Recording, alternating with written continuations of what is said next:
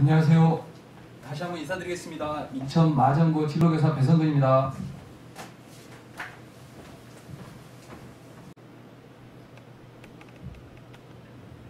네, 본 설명으로 들어가기 전에 공지사항 말씀드리겠습니다. 5월 6일 저녁 6시 30분에 인천 진로진학 지원단 마중물 강사 선생님을 학교로 초청하여 입시 설명회를 진행하려고 합니다. 관심 있는 학부모님은 참여를 바랍니다. 자세한 내용은 문자와 가정통신문으로 다시 안내해 드리겠습니다. 그래서 오늘 입시 설명은 대입 전형 관련 변화된 부분을 중심으로 간단히 전달하도록 하겠습니다. 5월 6일 날 더 깊이 있는 내용을 전달받을 수 있을 것입니다. 설명의 진행 순서는 다음과 같습니다. 먼저 대입 전형 변화와 대비 방안에서 간단히 설명을 드리고요. 그다음 대학 수학능력 시험 개편 상황, 그다음에 학교생활 기록부 기재 변경사항, 그리고 대입 전형 이해 및 작년 입시 결과를 말씀드리겠습니다. 먼저 대입 전형 4년 예고제 관련입니다. 정부에서 대입 정책을 대학 입학연도 4년 전에 발표를 합니다. 중 3학년 시작 전에 정책 발표를 하면 대기업에서는 대학 입학연도의 2년 6개월 전에 대입 전형 시행 계획을 발표를 합니다. 그리고 대학은 대학 입학연도 1년 10개월 전에 대입 전형 시행 계획을 발표를 하고요. 그리고 고3 4월 말에 수시 모집 요강을 발표를 합니다. 올해는 5월 3일 날 발표할 예정입니다.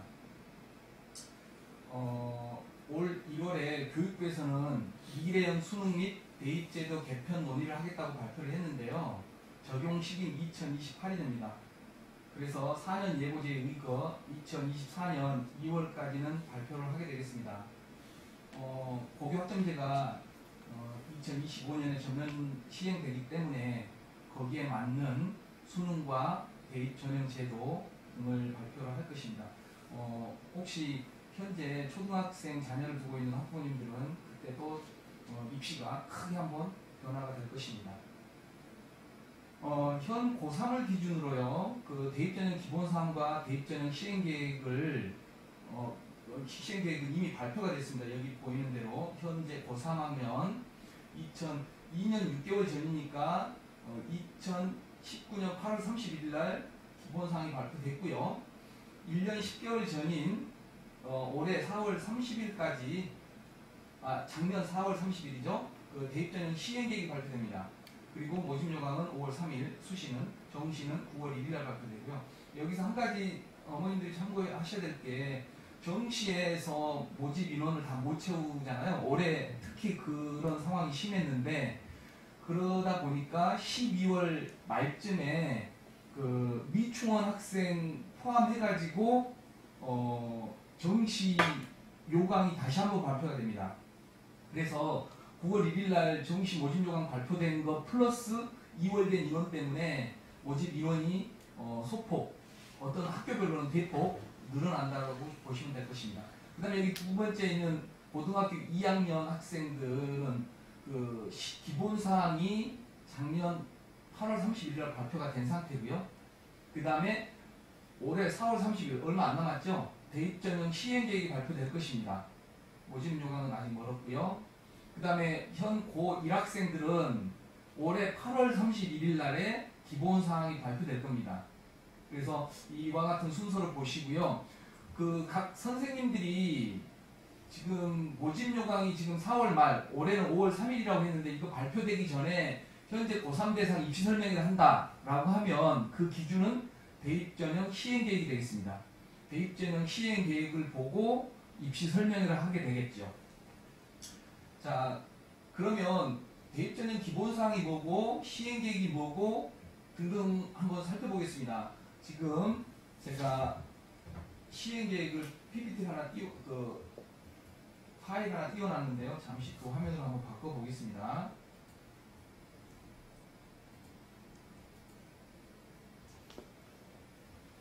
네, 이게 올해 대학 입학전형 기본사항입니다. 기본사항은 대교협에서 발표를 하는데요. 그 해에 입시의 기본 방향이라고 보시면 되겠습니다. 그래서 제가 읽어보면서 형광색 펜치를 좀 해놨는데요. 그걸 중심으로 한번 잠시 한번 살펴보겠습니다. 이렇게 지금 목차가 쭉 나오죠. 이런 내용들이 기본 사항에 발표된다고 보시면 될 겁니다. 그래서 잠시 넘기겠습니다. 여기 표준 대입 전형 체계 우리가 4+2라고 알고 있잖아요. 수시에서는 4개, 정시에서는 2개, 그래서 4+2라고 하는데 학생부 위주의 교과 전형과 종합 전형, 그 다음에 논술 위주 전형, 실기 전형 이렇게 수시에 4개, 정시에서는 수능 위주 전형, 그 다음에 실기나 실적 중심의 그 실기 전형, 그래서 2개가 되겠죠. 그래서 4+2가 되겠습니다. 그리고 대학별로 아까 수시 4, 정시 2 있는데요.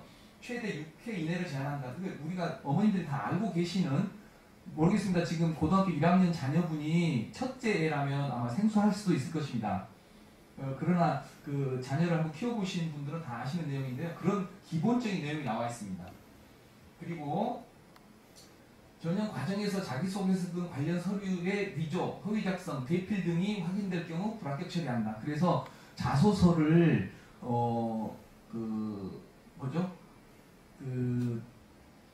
다른 사람 걸 이렇게 베끼는 거 있잖아요. 그런 걸 다 찾아냅니다. 그래서 그 왼쪽에는 그 지원자의 자소서, 오른쪽에는 그 대필된 찾는 프로그램이 있어요. 그래서 프로그램을 돌리면 그 유사도 검증해서 뭐 10%, 25%, 30% 이렇게 나오거든요. 그렇게 하면 만약에 30% 이상이면 떨어진다고 합니다. 그 다음에 이제 지금 대입 전형 기본사항 설명하고 있습니다. 이거 아마 보시는 어머님들이 극히 드무실 거예요. 그 다음에 기본사항에서 정원의 특별전형 모집 인원까지 다 제한을 하고 있어요. 농어촌 학생 특별전형 해당 학년 입학 정원의 4% 이내, 그 대학의 한 해 모집 정원에서 4% 이내를 농어촌, 그 다음에 특성화고 졸업자 전형 뭐 1.5% 이내, 뭐 재외국민 특별전형 이렇게 나오고요. 그 다음에 뭐 기초생활수급자니 뭐 고른기회 전형이라고 하잖아요. 그것도 입학 정원의 5.5% 좀 많이 늘었습니다. 이렇게 뽑고요. 또 쭉 뒤에 보시면 한 60페이지가 좀 안 되는 페이지입니다.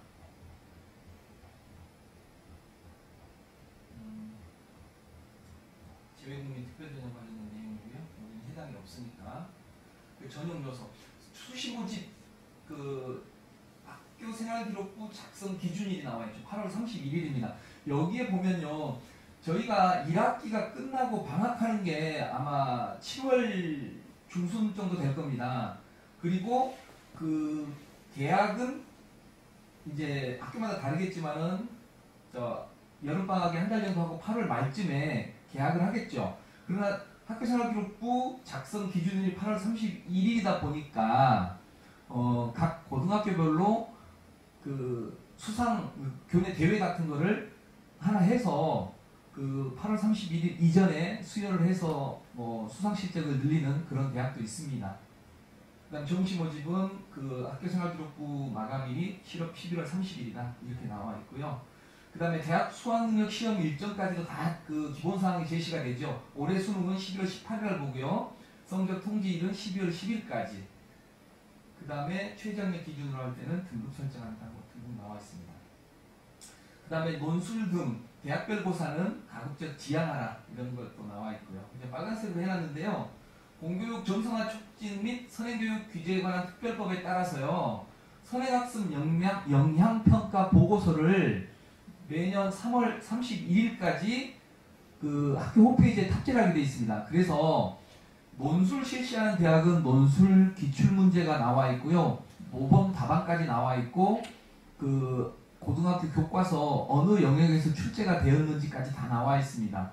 그리고 그 면접을 볼 때 제15 면접을 실시하는 대학들 있잖아요. 고려대나 이런 대학들. 그러면 그 대학들은 그 제10문이 고등학교 과정에서 벗어났는지 자체적으로 평가를 해서 보고를 하게 되어 있습니다. 그래서 그 면접 기출문제까지 다 나와 있으니까 선행학습 역량평가를 꼭 보시기 바라고요. 학교에 있는 그 선생님들은 100% 이걸 다운받아가지고 분석을 해봅니다. 그래서 모의 면접 준비를 할 때 방향도 잡을 수 있습니다. 그래서 어머님들도 부모님들도 3월 30일까지 된 홈페이지에 탑재된 그 자료를 찾아보시기 바랍니다. 이 자료는 대학교 입학처에서 그 공지사항에 아마 올라가 있을 겁니다. 그게 참고 한번 해보시고요. 그 다음에 아까 시행계획 말씀을 드렸는데 시행계획 관련돼서 4월 30일까지 시행계획을 발표를 하라 이렇게 되어 있죠. 그리고 이제 수시 모집 일정 이렇게 나오고요. 아까 제가 잠시 말씀드렸던 미등록, 수시의 미등록 충원 마감일이 이렇게 12월 28일까지 되면 아까 9월달에 모집 요강 나오잖아요. 그걸 업그레이드 해가지고 그 미등록 충원 인원을 포함한 모집 요강이 나온다. 그래서 12월 29일날 올해는 수정이 될 것이다. 참고하시고요. 정시 일정이 나왔습니다. 그리고 이제 2월 21일까지 정시가 미등록이 발생을 합니다. 그러면 또 추가 모집을 하죠. 올해 역대급으로 추가 모집이 이루어졌습니다. 그리고 그 학령 인구 감소에 따라서 그 지방 대학들이 정원을 못 채울 것이다라는 우려를 많이 했는데 그게 사실로 드러났습니다. 왜냐하면 올해 이게 올해 졸업이죠. 이게 작년에 대입을 치룬 학생들이 그 전년도에 비해서 한 6만 6천 명 정도가 학생이 줄었죠. 그리고 대학에서 뽑는 인원은 그대로였고요. 그러다 보니까 벚꽃 피는 순서로 대학이 망할 것이다 라는 게 현실화되고 있는 것 같습니다. 그러다 보니까 학령 인구가 좀 줄을수록 대학 가기는 편하다, 좀 쉬워진다 이렇게 평가도 할 수 있겠죠. 그러나 우리의 마음은 수도권이고 인서울이잖아요. 다음 추가 모집 아까 좀 전에 말씀드린 대로요. 그 일정까지 이렇게 다 나와 있습니다. 그 원서 접수. 그래서 추가 모집은 의대도 나오고요. 상위 학과도 정원을 못 채워서 추가 모집까지 실시되는 그런 대학들이 많이 있습니다. 그 다음에 대학 입학 지원 및 등록 위반자 처리 방법 뭐 등등등. 그 다음에 세부 사항, 뭐 분할 모집 등등도 이렇게 나옵니다. 좀 한번 보시고 육회 제한한다 이런 내용 등등도 나오고요. 복수 지원 금지. 이게 제가 이제 작년까지 대기업 상담 교사를 했는데요. 전화 상담이나 온라인 상담에 보면 이런 질문을 많이 해요. 수시 모집에 합격을 했는데요. 등록을 포기하면 정시에 지원이 가능해요? 등등 이런 질문을 많이 하죠. 근데 수시에 합격을 하면요. 등록 여부와 상관없이 정시에 지원이 못해요. 그래서 그런 내용이 기본사항에 이렇게 쫙 명시가 되어 있잖아요. 산업대학, 교육대학, 전문대학 포함해서 수시에 합격한 자는 최초 합격자 및 충원 합격자는 정시 및 추가 모집에 지원할 수 없다. 이게 명시가 되어 있습니다. 그래서 수시 납치라고 하죠. 너무 그 수능 성적을 받기 전에 그 수시 원서를 쓰다 보니까 너무 낮춰서 원서를 썼는데 수능에서 점수가 잘 나왔어요. 근데 그 낮은 대학에 합격을 했을 때 거기를 등록할 수밖에 없는 그런 상황이 발생합니다. 그 다음에 정시 모집에 합격하고 등록한 자는 추가 모집에 지원할 수 없다. 그러나 정시 모집 미등록 충원 등록 마감일 16시까지 지금 4시까지 포기를 하면 추가 모집에 지원할 수 있다. 뭐 이런 내용이 나옵니다. 그 다음에 산업대학 전문대학 합격자는 정시 모집 등록을 포기하지 않아도 추가 모집에 지원이 가능하다. 그래서 정시에 산업대나 전문대를 합격한 친구는 포기하지 않고도 추가 모집에 지원해 볼 수 있고요. 추가 모집은 6회 제한이 안 됩니다. 그래서 뭐 10개를 써도 되고 15개를 써도 됩니다. 뭐 그런 내용이 좀 나와 있죠. 그 다음에 특별법에 의해 설치된 대학, 육군, 해군, 공군 사관학교, 국군 간호사관학교, 경찰대, 그 다음에 지스트, 디지스트, 유니스트, 카이스트, 한예종, 한국전통문화대, 한국폴리틱대학. 여기는 6회 제한에 포함되지 않는다. 이런 내용이 나오고요. 뭐 쭉쭉쭉 뭐 충원 대상 예비 발표를 할 때 있잖아요. 대학에서는 최초 합격자를 발표를 했는데 그 친구들이 다른 대학에 중복 합격해서 빠져나가면 그 밑에 예비번호 학생에게 전달해야 돼요. 그런데 내가 그 전화 연락을 못 받았다라고 해서 내가 떨어진 게 아니에요. 홈페이지에도 게시를 하고요. 전화도 하게 돼 있습니다. 그래서 전화통화를 받았다라고 하면 등록하지 않았더라도 정시에는 지원 하다는 거 꼭 알고 있어야 되고요. 꼭 전화기를 열고요. 가족 중에 한 사람은 꼭 그 전화 옆에 붙어 있어야 됩니다. 연락을 꼭 충원 합격 연락을 받아야 되고요. 자, 그러면 이런 질문도 많이 들어오더라고요. 수시 합격해서 등록 예치금을 해놨는데 B대학에서 합격했다고 연락이 왔습니다. 그러면 어떻게 해야 될까요? 그러면 먼저 등록한 대학에 등록 포기원을 내고요. 두 번째 연락받았던 대학에 등록을 하면 되겠습니다. 그래서 이걸 몰라가지고 막 갈등하고 걱정하시는 분들이 있는데 걱정 안 하셔도 되고요. 그러다가 보니까 선의의 피해를 본 학생들이 종종 있어요. A대학에 합격을 해서 등록을 해놨습니다. 그랬는데 B대학에서 우리 학교 등록할래? 라고 연락이 왔어요. 그런데 이 친구가 예라고 대답해놓고 A대학에 포기를 하지 않았어요. 그래서 A대학은 포기를 하지 않았기 때문에 등록할 학생으로 간주를 하겠죠. 그래서 충원을 하지 않았습니다. 그런데 등록 충원 마감일 날 A대학을 포기를 해버리는 거죠. 그러다 보니까 A대학은 그 충원을 할 수 있는 그런 그 시기적인 상황이 안 되고 그러다 보니까 충원을 못하고 그래서 이제 그 추가 모집으로 이월하는 그런 정시로 이월하는 그런 상황이 발생을 하는 거죠. 그러다 보니까 충원을 해서 합격할 수 있는 A대학에 예비번호로 기다리고 있던 학생이 선의의 피해를 보는 그런 상황이 발생을 합니다. 이중 등록 금지, 한 개 대학만 등록을 해야 된다는 거예요. 일시적으로 두 개의 대학 등록되는 경우가 있어요. A대학에 예치금 등록을 해놓은 상황에서 B대학에 그 합격했다고, 충원 합격했다고 통보를 받습니다. 그래서 기쁜 마음에 B대학도 등록을 하는 그런 상황이 되는 거죠. 그런데 충원 등록 마감일까지는 하나만 등록을 해야 되는데 두 개의 등록을 깜빡하고 있다가 등록 취소되는 그런 경우가 종종 발생을 한다고 합니다. 그래서 한 개 대학만 등록을 해야 됩니다. 등록한다는 것은 등록금을 100% 내는 게 아니라 등록금의 10분의 1만 예치금 형식으로 등록을 하면 되는 것입니다.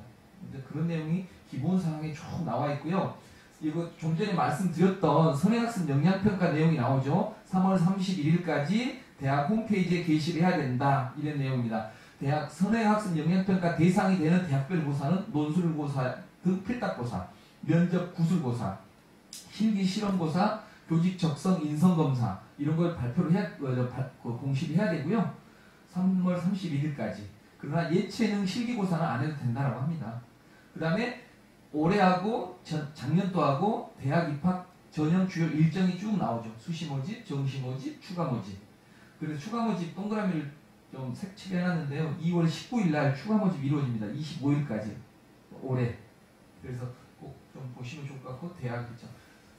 그 다음에 모집 요강 공통 기재사항. 이 모집 요강 아까 5월 3일 날 발표된다고 했잖아요. 고3 학생들. 이런 내용 형식으로 나옵니다. 그래서 시행 계획에서 약간 변동된 사항이 있어요. 법으로 시행 계획이 한번 발표되면 못 고치게 되어 있습니다. 그런데 종종 바꾸는 대학들이 있어요.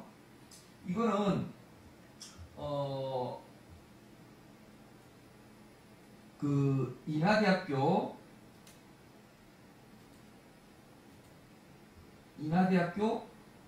올해 대학 입학 전형 시행 계획을 한번 캡처를 해왔습니다. 그래서 그 목차를 보면 2022학년도 대학 입학 전형 주요 사항, 한눈에 보는 2022학년도 대학 입학 전형, 2022학년도 모집 단위 및 입학 정원, 2022학년도 정원별 모집 인원 이렇게 나오고요. 그 다음에 수시 전형별로 설명이 되어 있고 정시별로 설명이 되어 있고 수능 반영 방법, 학생 후 반영 방법 이렇게 설명이 되어 있습니다.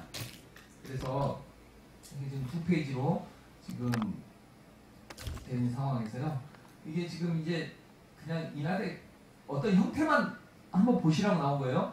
2020년도 대입학 전형 주요 사항 해가지고 정시 선발 비율이 확대가 되었다. 이게 어디 나온다고요? 시행계획에. 시행계획은 언제 발표됐다고요? 올해 고3은 작년에 됐습니다. 그렇기 때문에 대부분 정시가 얼마 뽑고 수시가 얼마 뽑고 이런 내용은 대부분 다 알고 있을 것입니다. 그리고 전형 명칭이 변경되었다. 학교 교과 지역인재 추천 인재 전형이 신설되었다. 학교별로 7명 추천을 한다. 지금 인하대를 가져갔는데 제가 인하대학교에 좀 한이 맺혀 있습니다. 우리 학교 작년에 인하대학교 3명 합격했어요. 뭐 서울대 2명 합격했네, 고대 합격했네, 연대 합격했네. 그러나 우리 지역 대학으로서 인하대학교의 합격률이 너무 저조합니다. 그래서 좀 인하대학교 사정관을 좀 불러서 한번 이야기도 좀 들어보려고 하고 지금도 계속 요구를 하고 있습니다. 우리 학교 입시 서류 평가 결과 좀 공개 좀 해달라라고 요구를 하고 있는데요. 인하대학교 너무 저조합니다. 그리고 정시에서요 수능 반영 인문계열은요 국어가 반영이 높게 되고요. 이건 지금 가형 나형으로 되어 있는 거죠. 올해는 이제 선택형 수능으로 가형 나형이 아니죠. 조금 이따가 설명을 드리겠으나 이렇게 바뀌었다. 그리고 수학은 25%, 문과는 영어는 20%, 탐구가 20%. 그 다음에 자연계열은 국어가 20, 수학이 30. 그 다음에 과탐이 25%. 뭐 이렇게 비율이 반영이 된다라는 내용 나왔고요. 여기 아까 좀 전에 말씀드린 이 내용입니다. 올해 수능에서는 국어하고 수학이 선택형 수능이 되다 보니까 인문계열은 화법과 작문이나 언어와 매체 둘 중에 하나 선택이 되고 자연계열도 마찬가지입니다. 그런데 수학연역은 자연계열은 미적분과 기하 중 선택을 해야 된다. 확통을 선택하면 지원을 못하게 된다. 이런 내용이 나와 있는 거죠. 그래서 이걸 좀 참고를 한번 해서 보시고요. 이제 요 위쪽에는 또 전형별로 수시 모집에 학생부 종합전형에 이나 미래인재 전형, 이나 참인재 전형, 고른기회 평생학습, 농어촌 쭉 나오고요. 서류 100% 뽑고 오른쪽에 X는 수능 체제가 없는 겁니다. 학생부 교과의 지역인재 추천 전형은 학생부 교과 100으로 뽑습니다. 수능 체제가 있습니다. 인문계열은 3개 합 7, 자연계열은 2개 합 4, 뭐 이렇게 나오죠. 논술 전형 수능 체제 없고요. 그 다음에 실기 전형 수능 체제 없고 정시는 뭐 수능 체제가 없겠죠. 뭐 이런 내용이 나옵니다. 그 다음에 그 모집 인원이 이렇게 나왔습니다. 모집 단위는요 학과를 이야기합니다. 그래서 학과별로 이렇게 모집을 합니다 라는 내용이 나와요. 그래서 쭉 읽어보시면 되겠습니다. 그 다음에 이제 이건 전형별 모집 인원인데요. 전형 학생부 종합전형에 이나 미래인재전형으로 행정학과 18명, 이나 참인재로 6명, 고른계로 2명, 지역 추천 인재전형으로 8명 뭐 이렇게 나와 있고요. 모집 요강에도 이런 내용이 잘 나올 것입니다. 그 다음에 이제 여기는 학생부 종합전형에서 서류 평가 방법인데요. 이걸 조금 보시면 인하대학교는 이렇게 뽑는데요. 조금 줄이겠습니다. 네. 이렇게 보시면 지성 있죠. 지성, 적성, 인성 해가지고 자기소개서 1번 항목과 전공 관련 학업 성취도를 통해서 지성을 보고 또 전반적인 학업 성취도를 본다. 이거는 교과학습 발달 상황, 세부 능력의 특기 사항, 독서 활동 등등으로 평가를 하고 적성 부분은 진로에 대한 관심, 전공에 대한 탐색, 그래서 수상 경력, 독서 활동, 창체, 동아리나 진로 희망사항, 자기소개서 2번 항목 여기에서 평가를 한다고 그러는 거고요. 인성 영역은 출결, 수상, 창체의 자율활동, 봉사활동, 행동특성 및 종합의견 등등해서 개인적 인성 부분과 공동체적 인성으로 나누어서 자기소개서 3번 항목을 참고해서 뽑는다 이렇게 나와 있습니다. 그래서 여기에 보시면요. 여기에 학생부 종합전형 중에서요. 이나 미래인재 전형하고 이나 참인재 전형이 이렇게 비교가 되어 있습니다. 그래서 이나 미래인재 전형은 지성, 적성, 인성, 종합을 25, 25, 25, 25로 골고루 뽑는다는 거죠. 근데 이나 참인재 전형은요. 지성, 적성, 인성, 종합 해가지고 지성이 가장 높아요. 아까 지성은 아까 뭐였습니까? 교과 세부는 특기사항하고 교과 발달사항이라고 그랬잖아요. 그래서 지성 부분, 학생부 내신 부분이 조금 더 들어간다 이렇게 평가를 할 수 있습니다. 그리고 이거는 학생부 종합전형으로 골고루 전체적으로 종합적으로 뽑는다. 그리고 이나 미래인재전형은 단계별로 뽑고요. 1단계에서 서류 100으로 3배수 뽑은 다음에 2단계에서 면접 30%, 1단계 성적 70% 해서 1배수를 추려내는 거죠. 그리고 1배수에 못 들고 2배수, 3배수 그에 포함되어 있던 친구들은 예비 번호를 받는 것이죠. 그 다음에 이나 참인재 전형은 서류 100으로 일반 학산 전형으로 뽑는다 이렇게 보시면 되겠습니다. 그래서 좀 다른 내용도 해야 되기 때문에 이렇게 실행 계획을 한번 보여드렸습니다. 한 가지 더 보여드려야겠네요.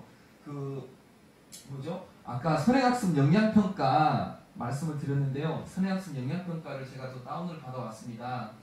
좀 다운을 받아놨는데요. 잘 안 보이네요. 자, 이걸 보시면요.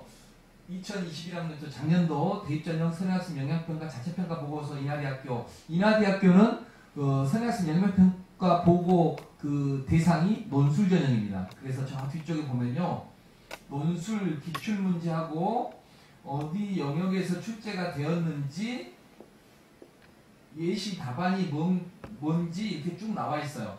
그 인문계열 논술하고 그다음에 자연계열 논술은 수학 문제 이렇게 해서 발표가 되어 있습니다. 논술이 정부에서는 가급적 줄여라고 이야기를 하는데요. 서울 상위권 대학 중심으로는 그 논술이 여전히 많이 뽑고 있습니다. 아까 모집 단위별 모집 그 전형별 모집 인원 보셨죠? 모집 단위별 전형별 모집 인원. 그래서 종합 전형으로 몇 명, 논술로 몇 명 이렇게 나오잖아요. 그거 보시면 논술도 무시 못할 인원을 뽑습니다. 그래서 이거 좀 예시를 한번 보여드렸습니다. 그래서 한번 보시고요. 다시 PPT로 가겠습니다. 자, 그래서 네. 그래서 아까 기본사항 시행계획 말씀드렸고요. 모집요강. 모집요강 꼭 살펴보셔야 됩니다. 부모님들이. 아까 올해 내년 이렇게 나왔고요. 그 다음에 이제 2019년 11월에 대입제도 공정성 강화 방안 추진 방안이 발표가 됐어요. 뭐 조국 사태도 있었고 해서 발표를 했는데요.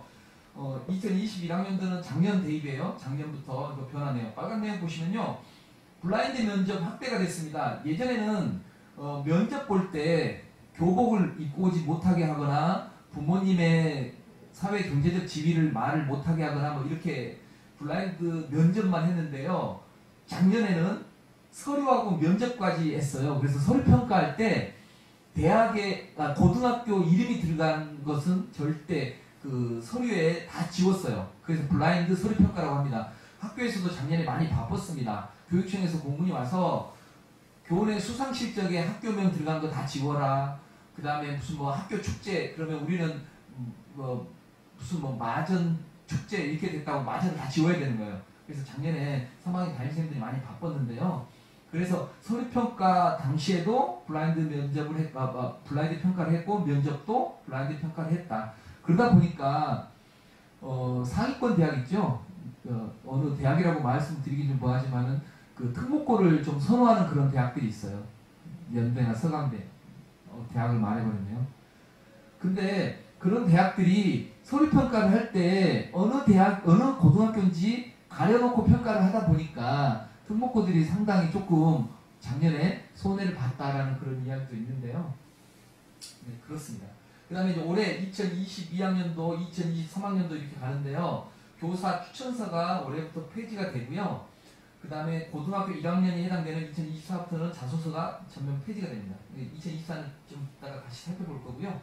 그 다음에 그 블라인드 면접이 서류 면접 같이 다 연결이 되고요. 그 다음에 서울 소재 16개 대학 40% 이상 그 정시 확대해라 해서 22, 23 계속 확대가 되고 24부터는 40% 이상을 뽑을 겁니다. 그래서 지금도 거의 40% 육박합니다. 그리고 수도권 대학 지역균형 선발 10% 이상 선발해라. 이게 2022부터 이제 이렇게 권고가 됐습니다. 그 다음에 그거는 교과 전형으로 실시를 해라. 이렇게 나왔고요. 대부분 이 지역균형을 대학들은 학교장 추천 전형 형태로 뽑더라고요. 추천 전형 인원이 인하대학 아까 7명이었는데 제한이 있는 대학도 있고요.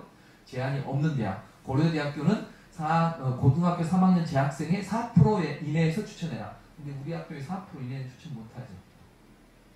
그 다음에 이제 2024는 정규 교육과정 외에 비교과 활동은 대입 반영을 폐지해라. 그래서 수상 경력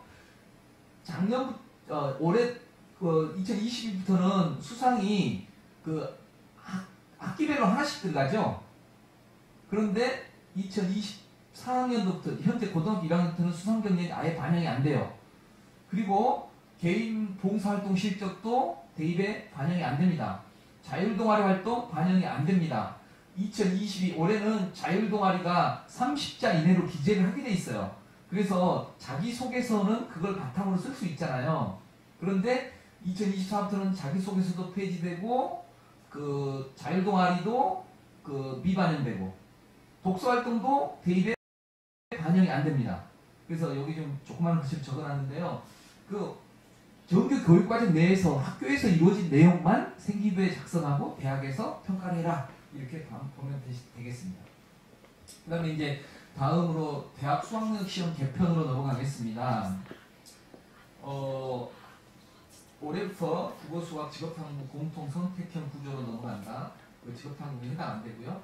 그 다음에 사탐, 과탐, 그 구분 없이 두 과목 선택해라. 그런데 대학별로 우리 학과에 오려면 과탐 두 개를 선택해라 지정을 해버렸죠. 아마 모집요강 나오고 하면 또 자세하게 그런 건 다 살펴볼 수가 있어요. 아까 다음에 설명을 드릴 텐데 그 어디가라는 사이트가 있어요. 대입정보 포털 어디가. 그 사이트에 가면 이런 내용 다 안내되어 있습니다. 그 다음에 수능 연계율. 제가 간접 연계 빨간걸로 해놨는데요. 70% 연계에서 50% 연계로 축소하면서 간접 연계로 전환됐다. 이 간접 연계라는 건요. EBS 교재 대부분 많이 보는 게 뭐죠? 수능 특강, 수능 완성 이 두 과목이에요. 수능 특강, 수능 완성 두 과목인데 여기에서 직접 그 연계는 기존에는 뭐였냐면 그 출제된 영역의 그 제시문이 유사하게 반영이 돼서 수능에 제시가 됐어요. 이게 EBS 연계는 누구 때문에 됐냐면 지방에 있는 고등학교 학생들 사교육에 영향을 많이 받지 않는 그런 친구들을 위해서 EBS 연계를 했는데 연계율이 많다 보니까 들들들들 그것만 외워가지고 시험 보는 학생들이 있더라라고 해서 이제 점점 축소되는 경향이고 간접 연계로 바뀌어버렸습니다. 그래서 그 교재에 있는 내용에 유사한 내용을 다른 데서 가져다가 제시문으로 나오는 그런 간접 연계로 전환된다. 이런 내용이고요. 자세히 한번 살펴보시면 작년이고 올해 겁니다. 그 공통 선택, 독서 문학 공통 선택 화작 언어 매체. 그 다음에 수학은 수원 수투 공통 선택이 확통과 미적 기하 셋 중에 한 과목 이렇게 되고요. 탐구 과탐 사탐 중에 계열 구분 없이 두 과목 선택한다 이런 내용이 나옵니다. 그래서 올해 3월 달에 1, 2, 3학년 다 모의고사를 봤습니다. 그 결과가 지금 나온 걸로 알고 있고요. 그 신문 기사에서 봤습니다. 수학 1등급 비율이 선택 과목에서 확통을 선택한 애들과 미적과 기하를 선택한 애들 비율이 나와 있는데요. 그동안에 많은 이야기가 나와 있었어요. 확통을 선택하는 애들은 문과 친구들이 많이 선택을 할 겁니다. 작년으로 보면 나영 수능을 선택했던 친구들이죠. 여기 나영에 수원, 수투, 확통이죠. 여기 나영. 문과 친구들이 확통을 선택을 많이 할 거고요. 이과 갈 친구들은 미적과 기하를 선택을 많이 한다고 했는데 아닌 게 아니라 미적과 기하를 선택한 친구들 1등급 비율이 90% 이상이었고요. 확통을 선택 과목으로 선택한 학생들의 1등급 비율이 10% 이하였답니다. 그래서 문과 친구들이 수능 최저 등급을 맞출 때 수능에서 상대적으로 손해를 보지 않겠냐라는 우려 섞인 이야기가 나왔는데 그게 상당 부분 현실로 드러났습니다. 그래서 선택을 할 때 문제가 발생을 하겠다라는 거 우려를 했었는데 그 교육과정 평가원이고 그 다음에 3월달 모의고사는 서울시 교육청에서 출제를 했는데요. 서울시 교육청에서 분석을 하면서 그거는 그 영향을 그렇게 크게 미치지 않을 것이다. 왜냐하면 3월달 수능이 범위가 좁기 때문에 좀 그 이과 친구들에게 조금 유리한 경향이 있어서 그랬을 것이다 라고 이제 분석을 내놓았더라고요. 제가 기사를 봤더니 그랬는데 이제 11월 달에 11월 18일 수능을 봤을 때 그게 어떻게 나올 건지 초미의 관심이 되고요. 이제 3학년 올해 2학년 2023 입시 그 다음에 그 2024 고1 학생들은 그것도 좀 감안해서 과목을 좀 선택을 해야겠습니다. 국어 과목은요, 공통 과목에 34문항에서 76점, 선택 과목에 11문항에서 24점, 이 100점짜리, 2점짜리, 3점짜리, 2점짜리, 3점짜리 나와 있죠. 그 다음에 수학은 공통 22문항에 74점, 선택에 8문항에 26점. 이게 그 발표된 내용인데요. 객관식, 단답형, 뭐 이렇게 나와 있습니다. 그래서 지금 선택 과목을 어떤 걸 선택하느냐라는 문제가 되는데 다음 슬라이드에 보시면 선택 과목에 따라서 점수를 변환해서 조정해가지고 표준 점수를 발표를 하겠다라고 했는데 그 변환시키는 과정이 이거 있어요. 공통 과목의 평균과 표준 편차 여기 있습니다. 선택 집단 예를 들어서 미적을 선택한 집단의 그 공통 과목 표준 편차와 공통 과목 평균 이거를 곱해주고 더해줬네요. 그리고 선택 과목의 원점수 선택 과목 미적을 선택한 친구들의 원점수와 원점수를 해서 평균을 빼고 표준 편차를 나눠줬습니다. 그러면 이렇게 조정을 했을 때 그 다양한 선택지가 나오겠죠. 선택 과목이 같아요. 미적으로 같이 선택을 했는데 원점수 총점도 같을 때 선택 과목이 같고 원점수 이게 선택 과목의 점수입니다. 선택 과목의 점수가 같고 원점수 총점이 같을 때입니다. 그 다음에 선택 과목이 다르고 원점수 총점이 같을 때 선택 과목이 같을 때인데 좀 오탑니다. 선택 과목이 같고 원점수 총점이 같을 때 선택 과목이 다르고 원점수 총점도 다를 때 다양한 사례가 나오겠죠. 그래서 여기에서 숫자가 높아야 좋은 거는 원점수가 높아야 좋고요. 공통과목 선택 집단의 공통과목 표준 편차가 높아야 되고 공통과목 선택 집단 이게 그 미적 선택은 미적으로 똑같이 선택을 봤을 때 미적 선택한 공통과목 평균이 높았을 때가 좋고요. 내가 노력해서 바꿀 수 있는 것은 이 원점수 하나밖에 없어요. 그죠? 그래서 예상이 화법과 작문보다 언어와 매체가 공통과목 평균이 높을 것으로 예상을 하고요. 미적 그 기하 확통 순서로 수학은 평균이 높을 것이라고 예상을 한답니다. 그래서 이제 저는 뭐 수학 전공은 아닙니다만은 그 입시하는 입장에서 제안을 드린다 그러면 할 수 있는 것은 공통 과목 점수를 최대한 올리는 게 가장 좋아요. 왜냐하면 이 표준 편차는 평균이 높을수록 그 표준 편차가 커집니다. 커집니다. 그래서 그 확통 선택한 친구들과 미적 선택한 친구들의 평균과 표준 편차가 달라지겠죠. 그래서 다양한 결과가 나오다 보니까 선택형 수능이 되면서 혼란이 좀 뒤따르고 있는 것 같습니다. 그 다음에 이제 학교생활기록부 기재 변경사항으로 넘어가겠습니다. 이거는 작년 졸업생 왼쪽은 그 다음에 고등학교 현재 고등학교 2학년 3학년 그 다음에 고등학교 1학년 내용인데요. 고등학교 1학년 내용을 좀 보시겠습니다. 방과후 활동 미기재 학생부의 미기재를 납니다. 이거 작년하고 똑같아요. 그 다음에 영재 발명교육 실적 대입에 미반영 되고요. 그 다음에 글자 수 나온 다음에 자유동아리 미반영 청소년 단체활동 미기재 미기재는 미반영이죠. 그 다음에 개인 봉사활동 실적이 대입에 미반영 되고요. 그 다음에 교내 수상 실적이 학기당 한 건만 제공되는데 대입 미반영 고등학교 1학년부터 그 다음 독서활동 대입에 미반영 작년까지는 고등학교 지금 3학년 2학년까지는 도서명과 저자명으로 이렇게 제시가 됩니다. 근데 미반영이 되겠습니다. 그 다음에 지금 고등학교 1학년 기준으로 이렇게 했던 내용을 다시 좀 정리가 되어 있습니다. 이렇게 되어 있고요. 그 다음에 대입전형 이거는 뭐 5월 6일 날 안내가 될 예정이니까 간단하게 보면 아까 4+2 체제 이렇게 나왔고요. 수시 6회, 정시 3회, 추가 모집 이렇게 있다 이런 내용 나왔고요. 그 다음에 학생부 교과전형에서 학년별 반영 비율이 거의가 폐지가 됐다. 왜냐하면 선택형 교육과정이 적용되는 학생들이잖아요. 그러다 보니까 3학년 때 진로 선택 과목을 선택을 많이 합니다. 진로 선택 과목은 등급이 나오지가 않아요. 그러다 보니까 대학에서는 학년별 반영 비율을 폐지했습니다. 학년별 반영 비율이 작년에 좀 많은 대학들이 1학년 때 20%, 2학년 때 40%, 3학년 때 40% 반영을 했죠. 그런데 올해는 아마 학년별 반영 비율을 많은 대학들이 없앴습니다. 그리고 진로 선택 과목을 반영하는 대학도 있고 반영하지 않는 대학도 있는데요. 반영할 때 이건 등급이 안 나와요. 그래서 ABC 성취도로 나오는데 어떻게 평가할 것인가. 그 다음에 ABC 나오면서 괄호 속에 A를 맞은 학생의 비율이 나와 있어요. 그래서 이걸 비율을 관련해서 어떻게 대학별로 환산해서 적용을 한답니다. 고려대학교는요. A 비율이 많으면 그 학생들이 좀 손해를 보는 그런 그렇게 변환을 한다고 하더라고요.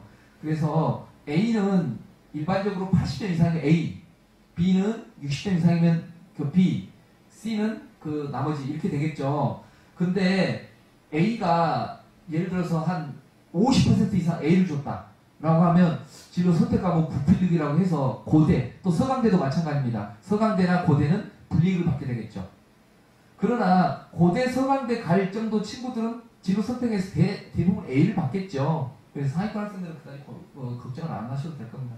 논술에서 이렇게 되고, 비교과는 출결봉사 정도 들어간다. 그래서 점양평가, 그래서 수치를 양적으로 계산해서 평가하는 게 정량평가. 종합전형은 내신 계산이 없습니다. 전과목이 들어가고요. 정성평가랍니다. 이거 중요한데, 종합전형에 내신 성적이 양적으로 반영이 안 되기 때문에 3등급도 합격한 학생들이 나오고 4등급인 학생들이 나온다라고 해서 나도 쓰겠다라고 하는데, 그 학생부의 그 세트, 기존에 블라인드 면접하기 전에는 대부분 서울 상위권 대학에서 4등급대가 합격했다면 그 친구는 특목고일 확률이 거의가 높았습니다. 여기 이제 제 사무실 전화번호입니다. 직통 전화번호거든요. 제가 받아요. 032-627-8830 이로 전화하면 제가 언제라도 받습니다. 그래서 혹시라도 전화로 주시고 제 수업 없는 시간에 약속을 하시고 방문하시면 상담을 해드리겠습니다.